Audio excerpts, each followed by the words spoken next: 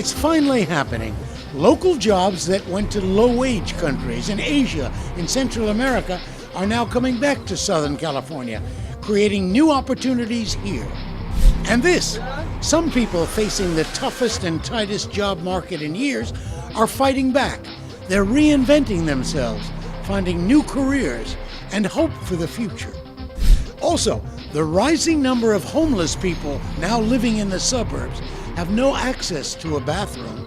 This mobile shower or rolling bathroom gives them a chance to get clean once a week.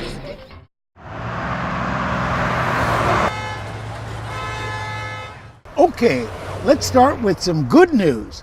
Thousands of Southern California jobs that went to low-wage countries the past 10 years have now returned here for lots of reasons.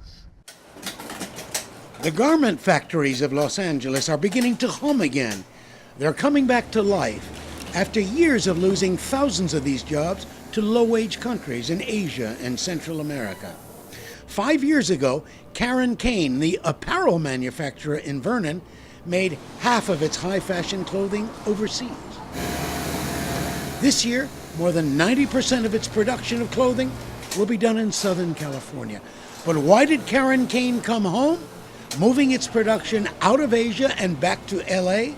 One word: quality. Overseas, we saw that the quality of goods was declining when we were getting them in. You know, you'd open up a box, things would not be as you ordered them. Colors would be wrong, fabrics would be off, the details. Something would be off with the details. And then transportation costs increased as well. To ship goods over here costs a lot more than it used to. Michael Kane's family-owned women's clothing business is on the front lines of the move by many apparel companies here to repatriate, bring back manufacturing jobs from Asia to Southern California. This is happening despite the big disparity in wages that still exists between Los Angeles and Asian countries. For example, in 2005, the hourly wage in China averaged about 83 cents an hour. By 2009, China's average wages increased to about $1.74 an hour, still well below the minimum wage in America. Michael Kane remembers a turning point in the business came during a Christmas season several years ago when sweaters made in China didn't arrive in time for the holiday shopping season. What happened was we ordered sweaters overseas to sell to our accounts here in the United States. There was issues with quality which delayed the production. With transportation costs and the lead time involved, they actually didn't end up arriving until the holidays were almost over. So we really had lost our window to sell them and ended up getting almost all the goods canceled on. Do you want faster turnaround, and are you getting that in LA? That's a major part of why we also shifted production back here. The lead time is so much greater with producing things internationally that when you're able to make them here domestically and locally in Los Angeles, you're able to control what you're making and also react much quicker to what's selling. The hourly wage of a Chinese worker is still a lot lower than people in this factory. Does it make sense? That's true, but the economics have shifted so much that the difference is not that great anymore, as much as it used to be at least. It's actually become more economic for us to make things here than it is in China or anywhere else really overseas. Why not go to Central America, Mexico? You can get lower wage people there to do this kind of work. We've explored options and have worked in other places in Central America in the past, but the goods and the quality that you get there are not as good as they were in China. China was really just the top of the game, and then as time has gone on, it's steadily decreased there. Speaking of Central America, the Blue River Denim Company in Los Angeles is also part of the wave of clothing manufacturers who have moved back to LA, in this case from Mexico. Blue River produces high-end designer jeans for women that sell for upwards of $200 a pair. The good news for Los Angeles, this company has been hiring here for the past year, even though the Mexican city of Torreon has been offering the jeans company 3 months free rent, discounts on utilities, land use concessions, and lower wages than American workers earn. But company president Antonio Rodriguez says producing jeans in LA makes business sense even though costs are higher here. Mexico is cheaper, but we'll never be duplicating the same look that we can achieve here in LA. In addition, making high fashion jeans is complicated. There are different washes and patterns. A laser is used to burn elaborate designs into the jeans. This kind of innovation is available in Los Angeles, but not in many Central American factories. And when a jean style suddenly gets hot in retail stores, companies need to react quickly. It's quicker in the jeans business to produce in LA? A lot quicker. You can produce garments within 2-3 weeks. When you go to Mexico, you need an average between 8 to 10 weeks. Special gift boxes try to create an aura about American-made jeans. Signs on stores remind consumers of the social and economic benefits of buying American products. As we produce in the United States, it's not just the job of the manufacturers, not just the job of the retail stores. It's also the consumer that needs to come back and say, you know what, I'm willing to spend a little bit more for a product. What do consumers say? I'm a young woman and I spend a lot of time shopping for clothes, and I have to tell you, we just go for what's the best price at a style that I think is something that I want. So I tend to not go immediately towards made in the USA. When you see something that says made in America, does that cause you to buy it? Oh, that would be a big motivator. Absolutely. As long as there's not a huge price difference. But if there's a huge price difference, then unfortunately I'm on a budget, so I go for the lower price. I don't want to. I feel guilty about it, but I do. Still at Macy's in Century City, Karen Kane believes their tags telling shoppers that apparel is made in the USA are paying off. Customers absolutely love it. Sometimes we do have customers come in asking for products specifically made in the US. And other times when they see the little hang tag that we do on every garment, they absolutely can't believe that they can find product that's made here in Los Angeles. So price versus buy in America, what's your thinking? Yeah, it's absolutely price. Although there are some really great brands that are making really wonderfully priced items that are made in the USA. So American Apparel is made right here in Los Angeles, and I buy their clothes. I think it's a great thing. But if it's between a shirt, American Apparel shirt that's $20 and a shirt from J. Crew that's made in China that's $15, I'm probably gonna buy the shirt that's $15. Aren't you? I mean, aren't you?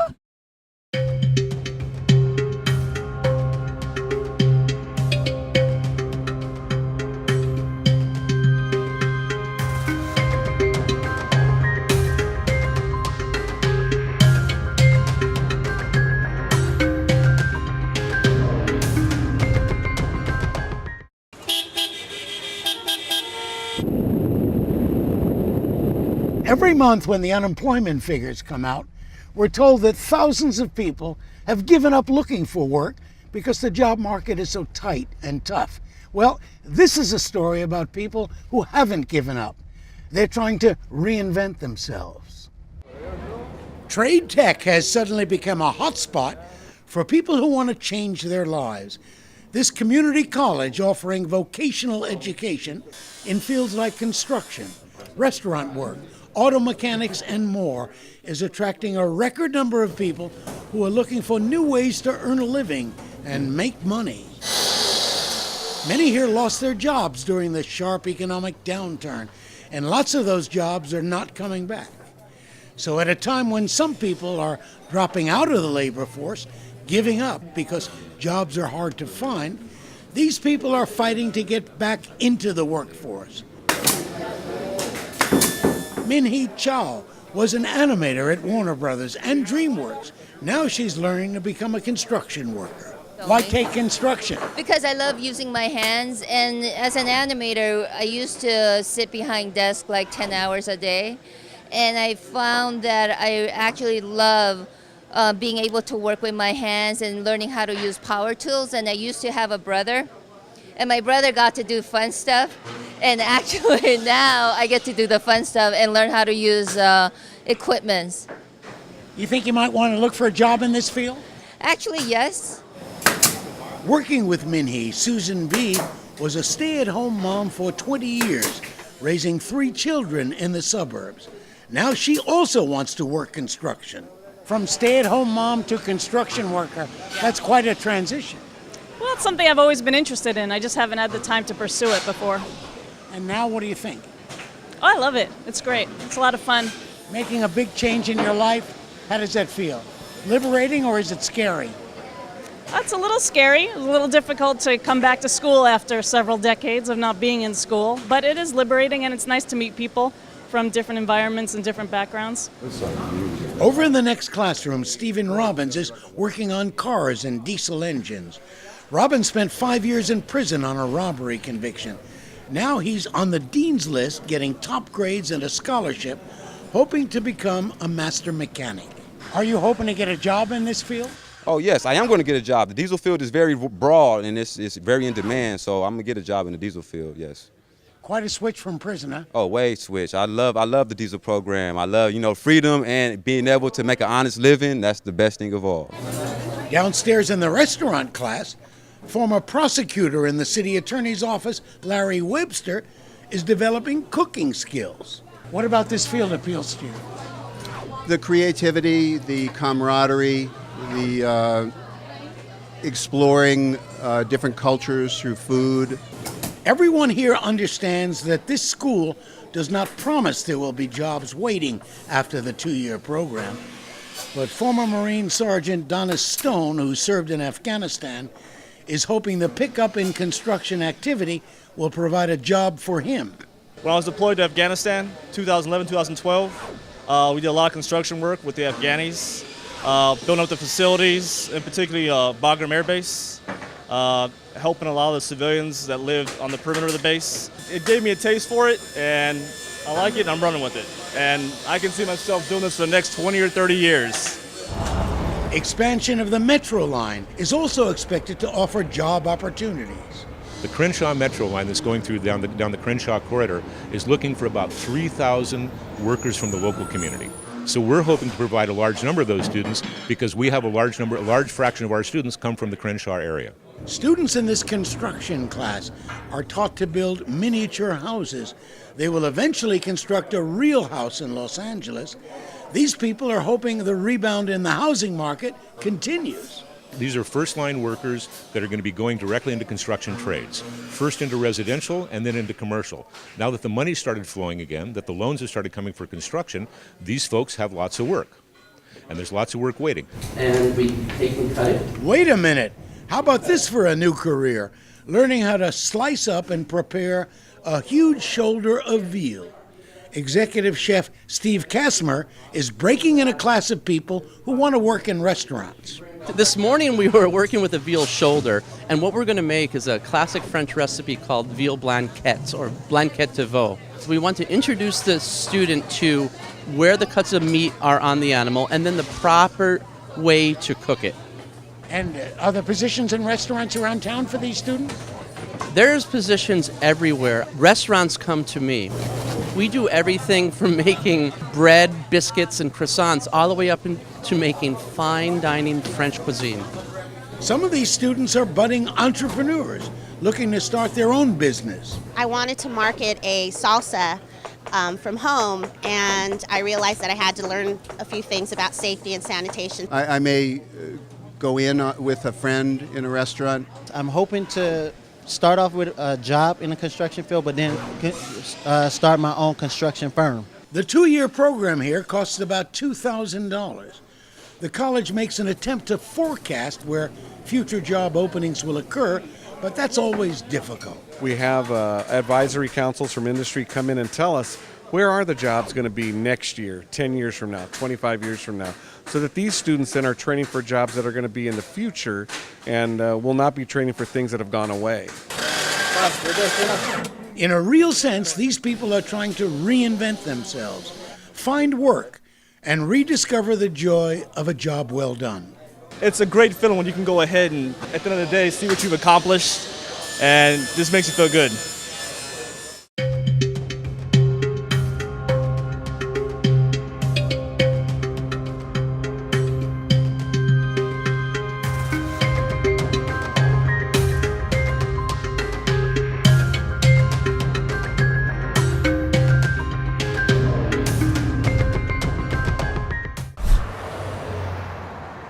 It's against the law in many cities here to actually live in your car. Still, Many homeless families in the suburbs have no choice because they've lost their homes. Now, this may look like just some white truck pulling into a church parking lot in Chatsworth, but actually it's a mobile shower truck, sort of a bathroom on wheels, driving around town, serving people who have no regular access to a bathroom. Every Monday, the shower truck comes to Chatsworth, and within minutes, homeless people begin lining up for their shower. When was the last time you had a shower? A week ago. I don't have anywhere to live or take a shower right now, so they're really helping me out a lot. And when was the last time you had a shower?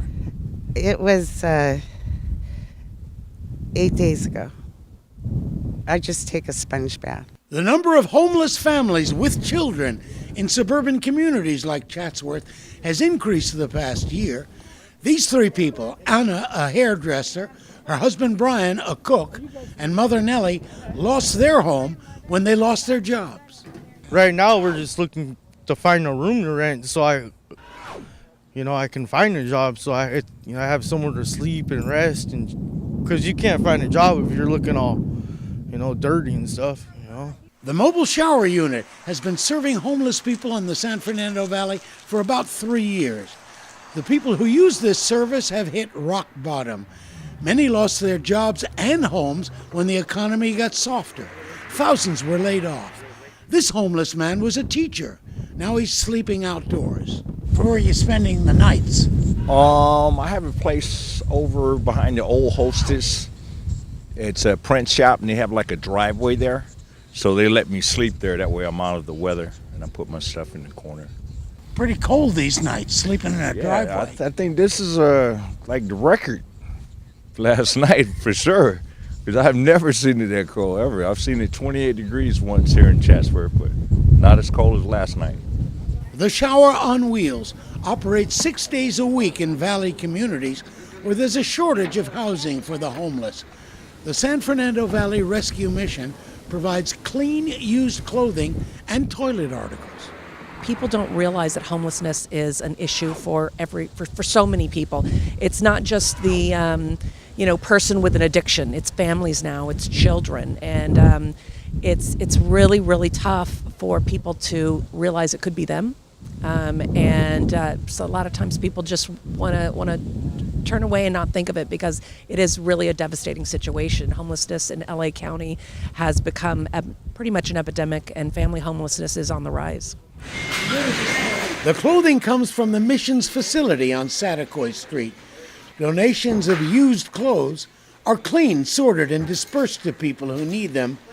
And the mission depends on cash donations from people who have resources. What we're seeing is families, people that you wouldn't even think would ever experience homelessness or experiencing homelessness. Where are these people spending the night? I'll tell you, last week we had a mom and dad walk in pushing a stroller with a 2-year-old in it, saying, "Will you please help us? We spent the night under the bridge last night by the freeway." On Tuesdays, the mobile shower unit travels to North Hollywood, which has a large homeless population. I know for a fact there's probably, within 2 blocks of this area, there's probably 300 people that are homeless. Where are they spending the night? Wherever they can. Doorways, in the park, wherever they can find it. Some people just walk around all night. Actually, many of the homeless people in the suburbs say they don't want to go to downtown LA, where there are overnight indoor shelters that provide food and showers. I don't like it down there. Why really? Why not? It's not the type of people to hang out. It's like the forces of evil seem to be everywhere down there. Like you don't even have to look for it. The latest census claims 46 million people are below the poverty line in America.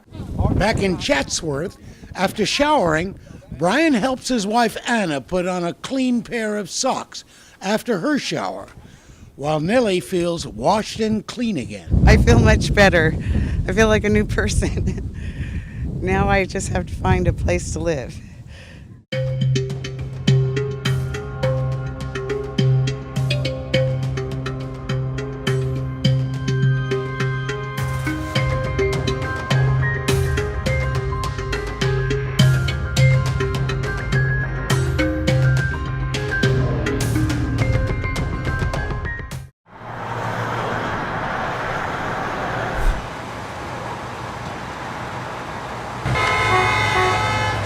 The only bank with headquarters in East LA is making loans to help people become citizens, even though many of these people have no credit history. Isn't that how banks got into trouble? In East Los Angeles, citizenship is still a front burner issue for residents who have green cards, legal immigrants. Many of these people want to become American citizens, but they can't afford the nearly $1,000 that it costs in government fees and paperwork to file a naturalization application. Now, Pan American Bank is making citizenship loans to green card holders, even though some of these borrowers have no credit history or even a bank account. Isn't that how banks got into trouble? There are about 8 million individuals in the U.S. today that are eligible for naturalization or citizenship. And these 8 million folks have really gone ignored by financial service providers. And so what we want to do, being in East LA and being a community that's almost 100% Latino, and many of those folks are immigrant and many with green cards, we wanted to be able to develop a program that would allow them to become naturalized citizens and then participate actively in the civic process. Josue Garcia, a 25-year-old software technician, is one of the several hundred green card holders who is borrowing money from Pan American Bank in order to pay for his citizenship application. Born in El Salvador, Garcia came to America when he was 2 years old. I lived here 23 years. Why are you now applying for citizenship? I think it's very important to pretty much have my vote counted, and part of the American dream I need to be a citizen. What do you think about this opportunity here to get a loan to become a citizen? I think it helps some of the middle class persons that sometimes we don't have enough money or extra money to really pay for these fees. The fees aren't that much. They're about $500 to $600, $700, but it's sometimes that we just don't have those extra dollars in our pockets. But many of these people have no credit history. They don't even have a bank account, and you're lending them money? Absolutely. So if you look at studies that have been conducted for this particular segment, you find that these folks view debt very differently than the typical American does. These are viewed as moral obligations by these individuals. So they come from their home country. When they borrow money, they're going to pay that back. And they may struggle to pay it back at times. They may lose a job, but they're going to find a way to do you right as an institution or as an individual. So they will find ways to pay that money back. So when we deal with these folks, yes, they may not have the college degrees. They may not have the high-paying jobs, but they have something better from our perspective. They have the willingness to pay you back and to honor an obligation, and that's all we want. With its colorful murals, Pan American is the smallest bank in LA County. It's the only bank with headquarters in East LA. When the foreclosure crisis hit, Pan American behaved differently than many other banks. We could not just kick people out of their homes. One, it just wasn't the right thing to do. Secondly, the reputational harm to this institution would be so severe. So we needed to find solutions, and we did find a. There were costly solutions, there were painful solutions. We're still working our way out of that, but we did what we needed to do.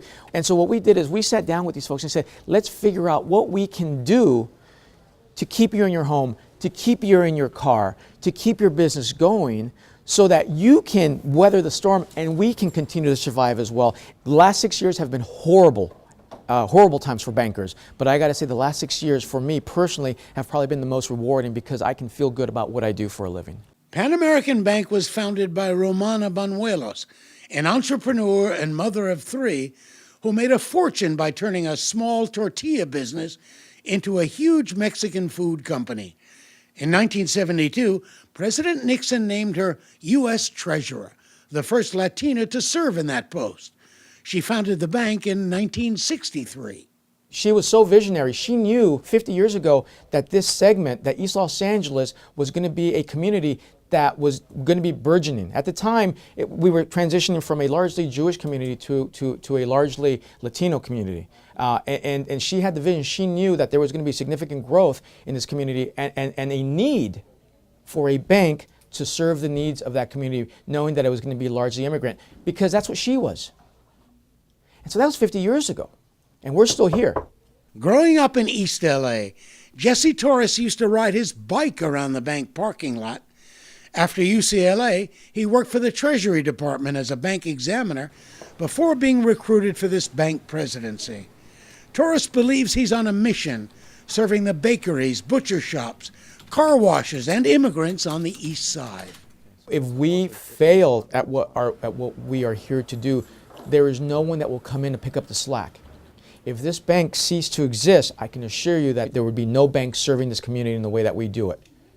We're the only one here. We've been here for 50 years. Why hasn't another bank come in to the east side to set up shop? It's because no one wants to do it, because they think that these people are not worth serving. Sure, we have plenty of check cashers, we have plenty of payday lenders, but we don't have financial institutions setting up shop here saying, you know what, I'm going to take the risk. I'm going to invest in this community. I'm going to create jobs here.